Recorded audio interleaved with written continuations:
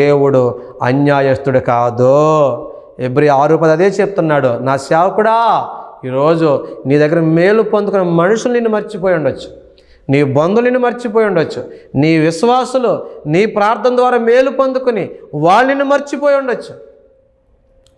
నీ ప్రార్థన వల్ల మేలు పొందుకున్నవారు, నీ సంఘానికి వచ్చి ఉద్యోగాలు పొందుకున్నవారు, మేలు పొందుకున్నవారు, ఎదిగిన వాళ్ళు, డెవలప్ అయిన వాళ్ళు నిన్ను మర్చిపోవచ్చు, నీ గుండెల మెత్తన చెల్లిపోవచ్చు, నీ సేవను పాడు చెల్లిపోవచ్చు.